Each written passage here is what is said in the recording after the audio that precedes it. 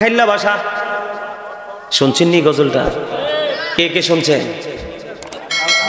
কেউ শোনেন নাই না? অনলাইনে কেউ শোনেন নাই? মোবাইলে শুনছেন?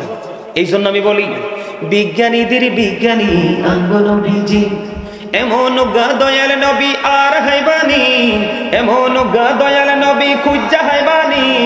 বিজ্ঞানীদের বিজ্ঞানী আঙ্গনবীজি, বলেন বিজ্ঞানীদের বিজ্ঞানী আঙ্গনবীজি, এমন গা দয়াল নবী খুঁজা হাইবানি, এমন গা দয়াল নবী আর হাইবানি। বিজ্ঞানীদের বিজ্ঞানী আঙ্গনবীজি, বিজ্ঞানীরা রকের যোগে চাঁদের দেশে যায়, আঙ্গনবী রকের চারা মেরাজ শরীর যায়। ঠিক হতো কইতে পারে না, আর জোরে এতক্ষণে পারফেক্ট। বিজ্ঞানীরা রকের যোগে চাঁদের দেশে যায়, আঙ্গনবী রকের চারা মেরাজ শরীর যায়। আরে ওই যুগে কি রকেট বিমানে গুণ ছিল নি? বলো ওই যুগে কি রকেট বিমানে গুণ ছিল নি? বিজ্ঞানীদের বিজ্ঞানী আঙ্গনবীজি, বলেন বিজ্ঞানীদের বিজ্ঞানী আঙ্গনবীজি, এমন গা দয়াল নবী আর হাইবানি, এমন গা দয়াল নবী খুঁজা হাইবানি। বিজ্ঞানীদের বিজ্ঞানী আঙ্গনবীজি, আবু বকর সিদ্দিকের সাপে কামড়াইছে, আঙ্গনবীর থুতু দি বালা হয়ে গেছে। সিদ্দিকের সাপে কামড়াইছে, আঙ্গনবীর থুতু দি বালা হয়ে গেছে। আরে সেই যুগে কি ওজা বৈদ্য এগুণ ছিল নি? বলো সেই যুগে কি ওজা বৈদ্য এগুণ ছিল নি? বিজ্ঞানীদের বিজ্ঞানী আঙ্গনবীজি, আগের যুগের মানুষের অসুখ কম হইতো, আঙ্গনবীর কাছে যাইলে বালা হয়ে যাইতো। আগের যুগের মানুষের অসুখ কম হইতো, আঙ্গনবীর কাছে যাইলে বালা হয়ে যাইতো। আরে সেই বালাকে এই যুগেতে করতে হারবানি, বলো সেই বালাকে এই যুগেতে করতে হারবানি। বিজ্ঞানীদের বিজ্ঞানী আঙ্গনবীজি, এমন গা দয়াল নবী আর হাইবানি, এমন গা দয়াল নবী খুঁজা হাইবানি। বিজ্ঞানীদের বিজ্ঞানী আঙ্গনবীজি, বলেন বিজ্ঞানীদের বিজ্ঞানী আঙ্গনবীজি। মারহাবা করুন, আরো জোরে জোরে জোরে বলুন না সুবহানাল্লাহ। অর্ডার করেছেন কে? অর্ডার করেছেন রাসূল, দৌলত নিয়ে আসো। এই যে হযরত ওমর চিন্তা করতেছে, জীবনে কোনোদিন আবু বকরকে হারাতে পারেনি, আজকে হারাতে পারবো। ও বন্ধু, ওমর অর্ধেক নিয়ে আসলেন, আর আবু বকরের যা ছিল সব নিয়ে আসলো ফ্যামিলির জন্য।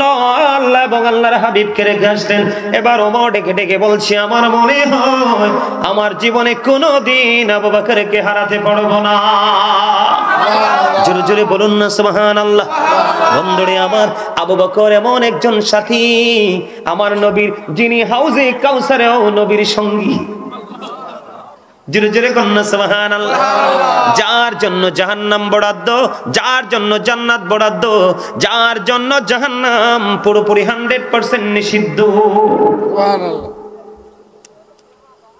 আপনারা জানেন হিজরতেও নবীর সঙ্গে কে ছিলেন? আর জোরে, আবু বকর। হিজরতে কে ছিলেন? আবু বকর এমন একজন সাহাবী, এমন সম্মান, এমন মর্যাদারে বন্ধু তার। ও বন্ধু, কেমন করে বলবো, যখন গুহার মধ্যে বন্ধু আবু বকর ঢুকলেন, নবীজি আবু বকরের উপর মাথাটা রেখে, মাথা মোবারক রেখে তিনি তন্দ্রাচ্ছন্ন হয়ে গেলেন।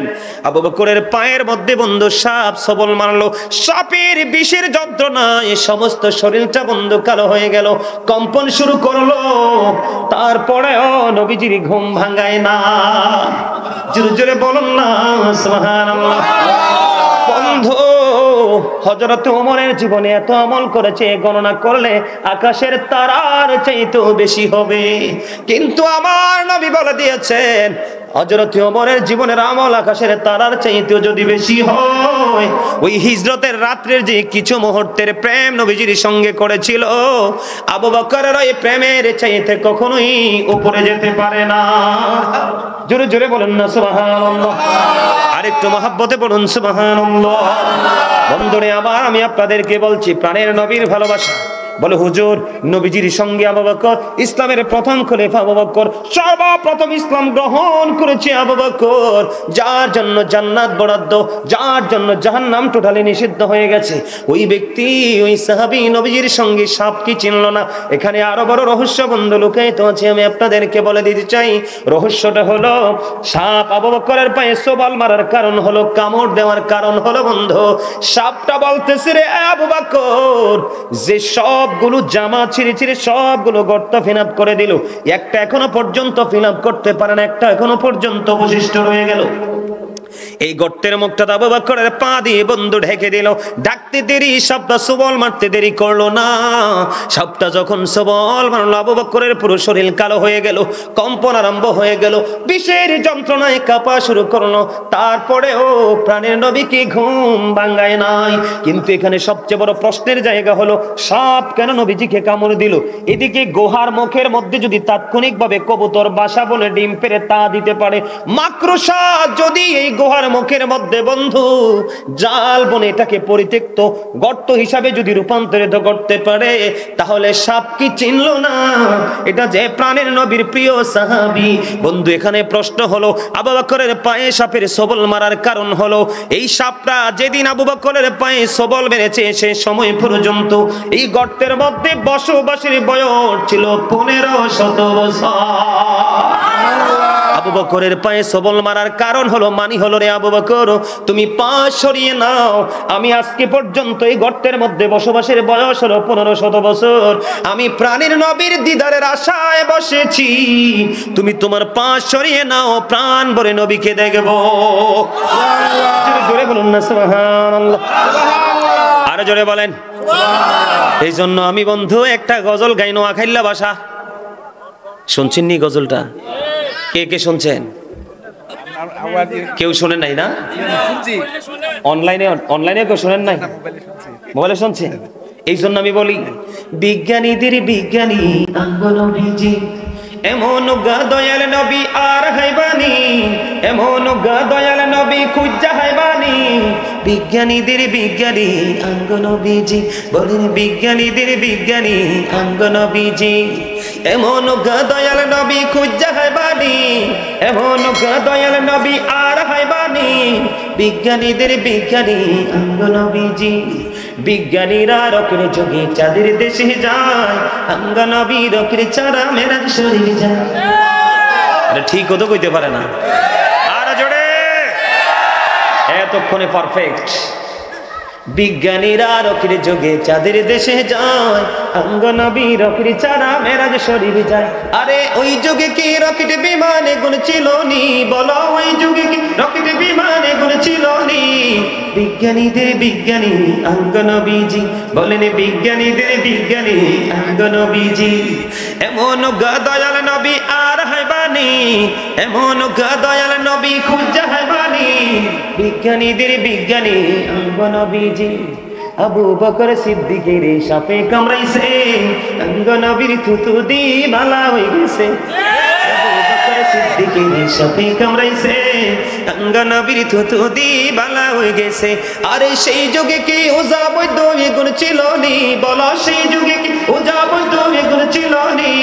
বিজ্ঞানীদের বিজ্ঞানী আঙ্গ নবীজি। আগের যুগের মানুষের সূক্ষ্ম হইতো, আঙ্গ নবীর কাছে যাইলে বালা হয়ে যাইতো।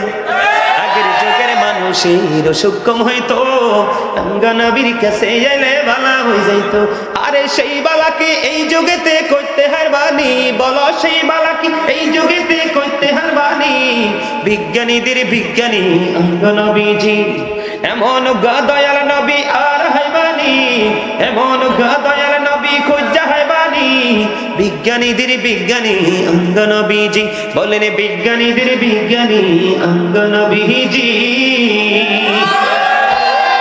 মারহাবা বলেন, আরো জোরে, এত মহব্বতে বলেন মারহাবা, আরো জোরে মারহাবা। এই আপনারা পিছনে বসে রয়েছেন কেন? সামনে সোফা আছে, চেয়ার আছে, সামনে আসেন, আসেন সামনে আসেন, আসেন। ওই যে ওদিক দিয়ে একজন মুরব্বী আছে, ওনাকে বলেন এদিকে এসে বসতে, সিট খালি আছে উপরে বসবেন। নিচে বসে আছেন কেন? সোফা খালি, আপনারা নিচে বসে আছেন, আসেন আসেন, এদিকে পিছনে আসেন। আলহামদুলিল্লাহ বলেন। এখানে কি ওয়াজ আছে না? ঈমানকে মজবুত করার প্রক্রিয়া আছে না? আমাদের দেশে কত রঙের কথা এখনকার যুগের মানুষ কয় নবীর নিয়া, ঠিক না?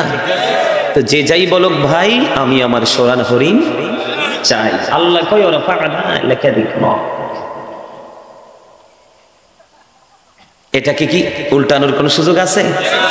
রাসূল বললেন ক্বালা আইয়ুকুম মিথলি, তোমরা কে আছো আমার মতো? রাসূল এটা চ্যালেঞ্জ করছে না? কথা বলেন না কেন? এটা কি চ্যালেঞ্জ না? কত রঙের বক্তব্য আমরা শুনি, সাবধান। কি চমৎকার প্রেমের এক নিদর্শন, ঠিক না? খবর কি ভালো লাগে? আবু বকরের দাম কেন বললো? নবীকে ভালোবাসার কারণে। নবীকে ভালো যে বাসিনি সে হয়ে গেছে জাহান্নামী, ঠিক কিনা বলেন? নবী কেমন জানেন? হযরতে আলী তিনি বললেন, মক্কায় থাকা অবস্থায় আমি নবীজির সফর সঙ্গী হলাম। পথ যখন অতিক্রম করতে শুরু করলাম, আমি নিজে কানে শুনেছি গাছপালা, তরলতা এবং পায়ের নিচে পিষ্ট যে পাথরগুলো রে, ওই পাথর পর্যন্ত নবীজিকে সালাম দিয়েছে। আর জোরে কন্যা সুবহানাল্লাহ। ওই নবীজির উম্মত, হাদিসে কুদসির মধ্যে এসেছে, আমার আল্লাহ জানিয়ে দিয়েছেন আমি আমার হাবিবকে এত সুন্দর করে বানাইছি, সৃষ্টির মধ্যে আর কোনো কিছুকে এত সুন্দর করিনি। বন্ধুরে আমার, হযরতে জাবির ইবনে সামুরা রাদিয়াল্লাহু তাআলা আনহু তিনি বললেন, আমার নবী পূর্ণিমার রাতে চাদর মুড়ি দিয়ে শুয়ে আছে, চাদর মুড়ি দিয়ে শুয়ে আছে। তিনি বলতেছেন, আমি একবার তাকাইলাম পূর্ণিমার চাঁদের দিকে, আরেকবার তাকাইলাম প্রাণের নবীজির নূরানি চেহারা মোবারকের দিকে। একবার আমি তাকাইলাম পূর্ণিমার চাঁদের দিকে, আরেকবার আমি তাকাইলাম প্রাণের নবীর নূরানি চেহারা মোবারকের দিকে। আমি চাইয়া দেখলাম রে, আমার নবী পূর্ণিমার চাঁদ চাইতেও সুন্দর।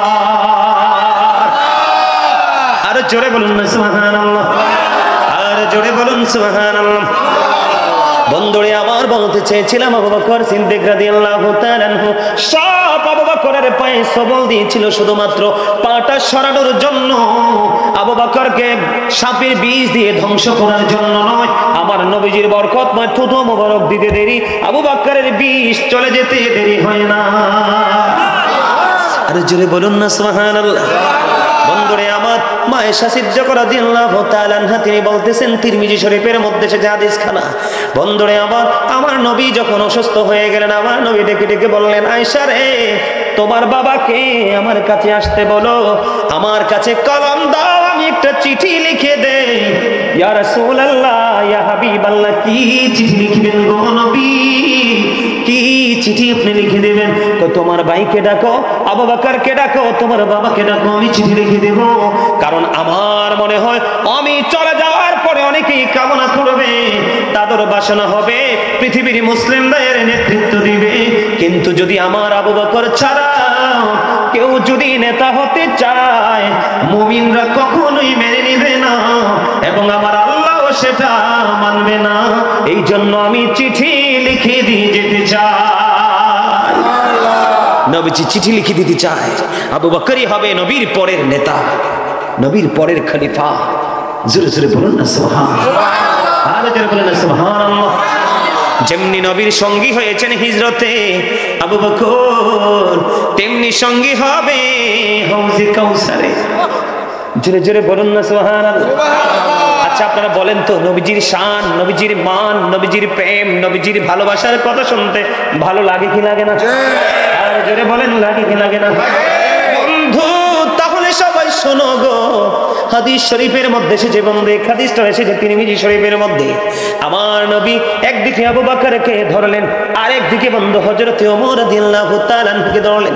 একজন নবীজির ডান দিকে, আরেকজন নবীজির বাম দিকে, দুজনকে নিয়ে নবীজি মসজিদে প্রবেশ করলেন।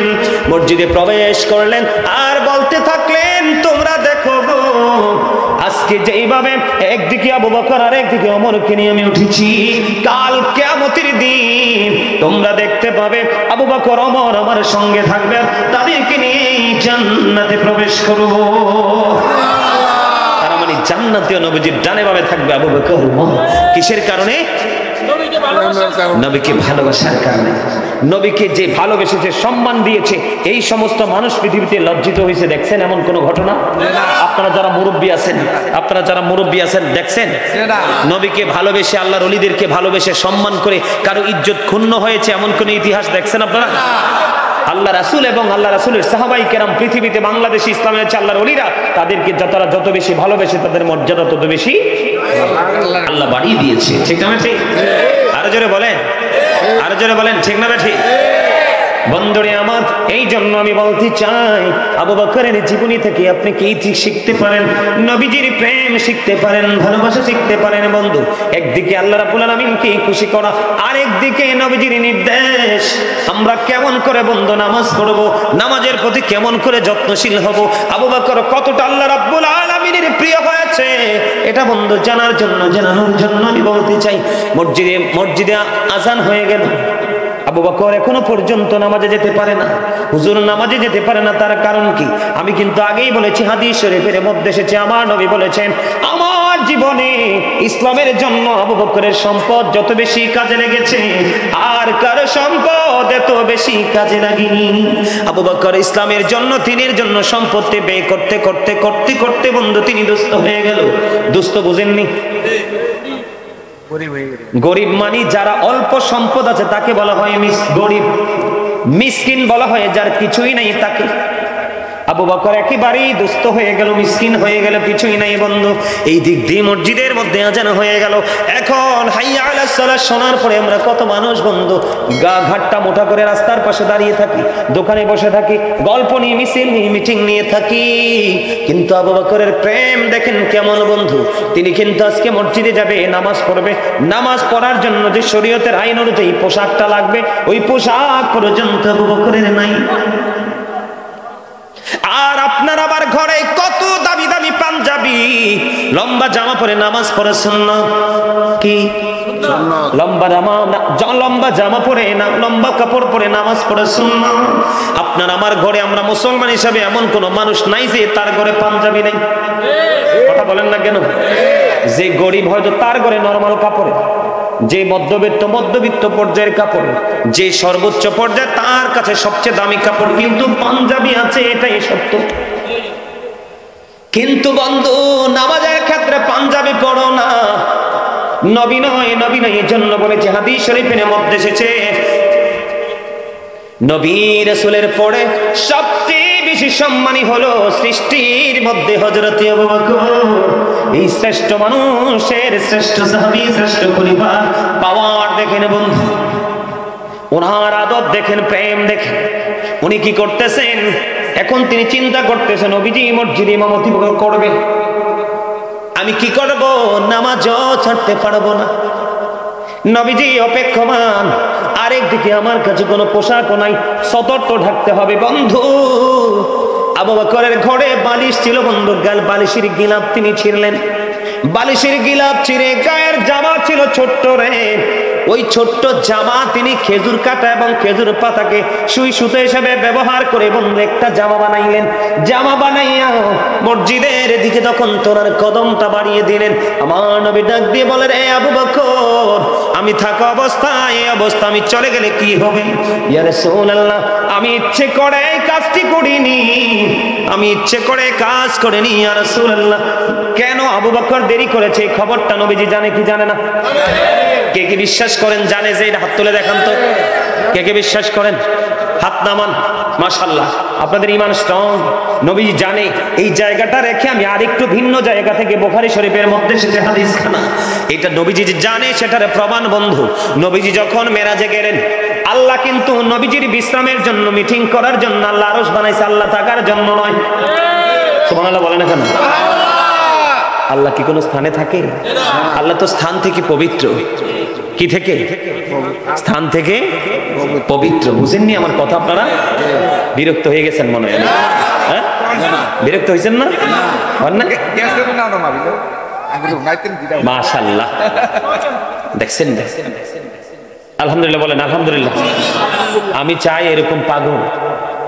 কি? কারণ আল্লাহ রাসূল বলছে, যখন জিকির করবা মানুষে দেখলে যেন পাগল বলে। কি বলে? হাদিস শরীফের কথা। বন্ধুরে আমার, আমার নবীজিকে আল্লাহ প্রশ্ন করলেন, হাবিব আসমানে ফেরেশতারা কি নিয়ে ঝগড়া করছে?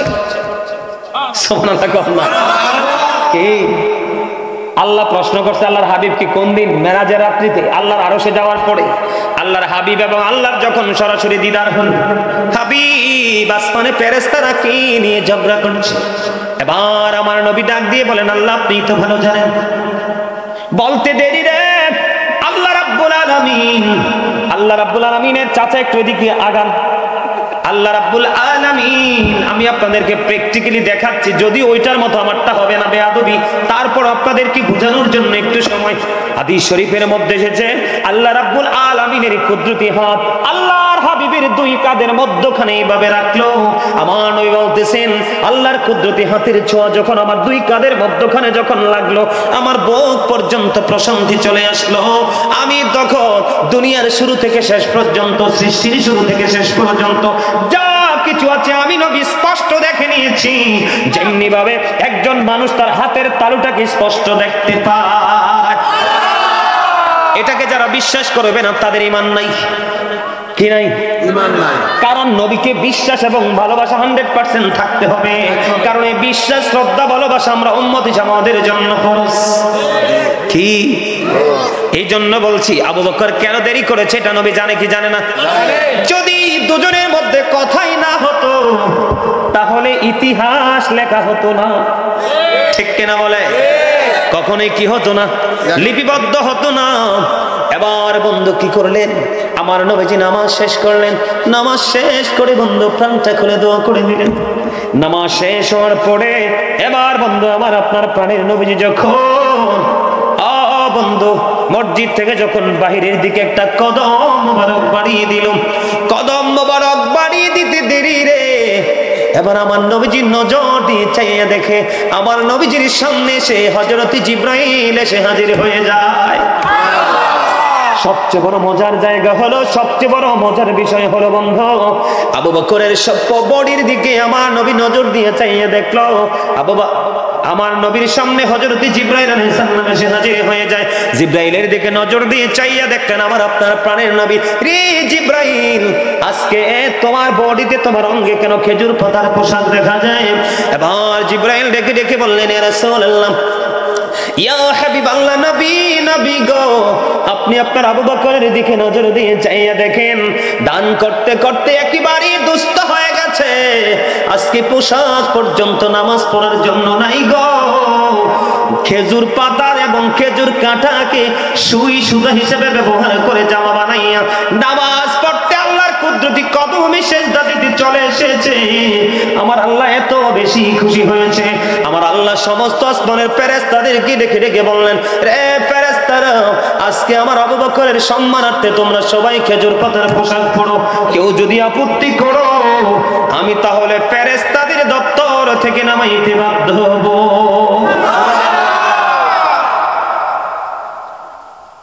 প্রেম করলে এইভাবে করতে হবে। কোন ভাবে? এইভাবে। সম্মানিত উপস্থিতি, হযরত আবু বকর সিদ্দিক রাদিয়াল্লাহু তাআলা আনহু এত বেশি কনফিডেন্স ছিল, তিনি বলেছেন, কেউ যদি নবীজির আগমনে খুশি হয়, কেউ যদি নবীজির আগমনে খুশি হয় মিলাদ পড়ে। আপনারা মিলাদ পড়েন না? কেউ যদি নবীজির আগমনে খুশি হয় মিলাদ পড়ে। কি করে? মিলাদ পড়ে। মিলাদের মধ্যে কেউ যদি খুশি হয় মাত্র 1টি দিরহাম খরচ করে। কয়টি দিরহাম? মাত্র 1টি দিরহাম। তার মানে আমাদের টাকায় যদি বলে 1 টাকা, কয় টাকা? 1টি টাকা বলে, 1টি টাকা যদি 1টি দিরহাম যদি খরচ করে, তাহলে ওই ব্যক্তি ওই নবীর প্রেমিক, আমি আবু বকরের সাথে জান্নাতে বন্ধু হয়ে থাকবে।